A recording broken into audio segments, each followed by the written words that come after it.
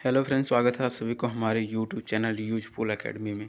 दोस्तों, आज हम क्लास 12th के सुमित्रानंदन पंत की साहित्यिक परिचय के बारे में बताएंगे कि कैसे उनका परिचय लिखा जाता है और ऐसे लिखेंगे कि परीक्षा में हमें फुल मार्क मिले। तो इसके लिए सबसे पहले हमारा रोल होता है परिचय। तो परिचय हम इसलिए लिखते हैं कि क्योंकि किसी व्यक्ति के बारे में आप जानेंगे नहीं तो उनके साहित्य का योगदान कैसे लिखेंगे। तो परिचय में हम ज़्यादा कुछ नहीं, केवल उनका जन्म स्थान और उनके माता पिता का नाम यही केवल लिखेंगे। और परिचय के बाद हमारा सबसे ज़्यादा रोल जो होता है, हमारा मेन पॉइंट जो होता है साहित्यिक परिचय। अब हम यहाँ से परिचय के बाद साहित्यिक परिचय का हेडिंग डालेंगे और साहित्यिक परिचय में हम उनके साहित्यिक योगदान के बारे में लिखेंगे। उन्होंने जो जो पुरस्कार पाया है वो लिखेंगे। दोस्तों, हमारा मेन पॉइंट साहित्यिक परिचय ही होता है और इसके बाद हम उनकी रचनाओं और कृतियों को लिखेंगे। उनकी जो मेन रचनाएं होंगी, मेन कृतियां होंगी, केवल उन्हीं को लिखना है, कम से कम 8-10। इसके बाद हम उनकी भाषा शैली को लिखेंगे। भाषा शैली हम ज़्यादा नहीं, केवल 2 लाइन में लिखेंगे, 2 लाइन में लिख कर ख़त्म कर देंगे। और भाषा शैली के बाद हमारा जो सबसे ज़्यादा रोल करता है वो हमारा सबसे मेन पॉइंट है, वहीं से हमें नंबर मिलना है, हिंदी साहित्य में स्थान। जी हाँ दोस्तों, अगर किसी व्यक्ति को हिंदी साहित्य में स्थान नहीं दिया जाएगा तो उससे कोई मतलब नहीं मिलेगा और हमारा परीक्षा में नंबर कट सकता है। तो हिंदी साहित्य में स्थान देना बहुत ही ज़रूरी है।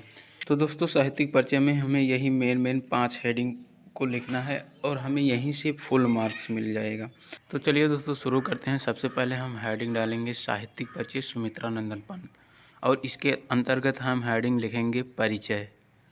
तो परिचय के अंदर हम लिखेंगे सुमित्रानंदन पंत का जन्म हिमालय के सूरम्य प्रदेश के अंतर्गत अल्मोड़ा जिला के कौसानी नामक ग्राम में 30 मई 1906 ईस्वी में हुआ था।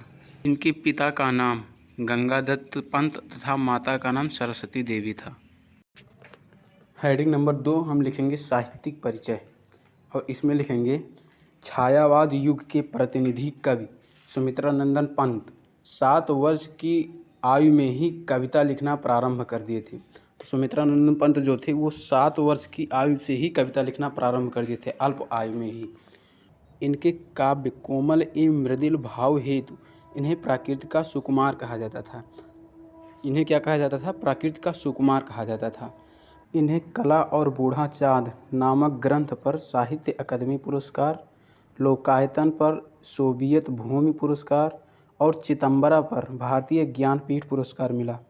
तो आप यहाँ से याद करेंगे कि कला और बूढ़े चाँद पर इन्हें कौन सी पुरस्कार मिला? इन्हें साहित्य अकादमी पुरस्कार मिला। और लोकायतन पर सोवियत भूमि पुरस्कार तथा चिदंबरा पर भारतीय ज्ञानपीठ पुरस्कार इन्हें मिला था। किन्हें?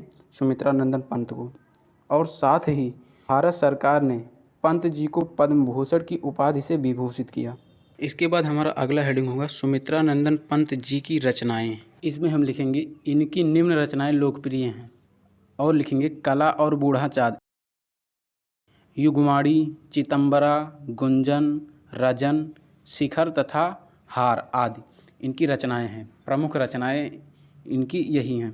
और इसके आगे हमारा जो अगला हेडिंग होगा वो भाषा शैली होगा। भाषा शैली में हम लिखेंगे, सबसे पहले हम भाषा शैली हेडिंग डालेंगे और इसमें लिखेंगे संस्कृत निष्ठ एवं परिमार्जित। इनकी जो भाषा शैली थी वो संस्कृत निष्ठ एवं परिमार्जित थी। इसमें बस इतना ही लिखेंगे। इसके आगे हमारा दूसरा हेडिंग होगा और लास्ट हेडिंग हमारा होगा हिंदी साहित्य में स्थान। इसके अंतर्गत हम लिखेंगे सुमित्रानंदन पंत हिंदी साहित्य के सुकुमार और कल्पना एवं भावों का सुकुमार तथा युग परिवर्तक कवि माना जाता है। पंत जी प्रकृति के सर्वाधिक सशक्त चितेरे के रूप में आधुनिक हिंदी काव्य में ये सर्वोपरि हैं। और लिखेंगे 28 दिसंबर 1977 में इनका निधन हो गया।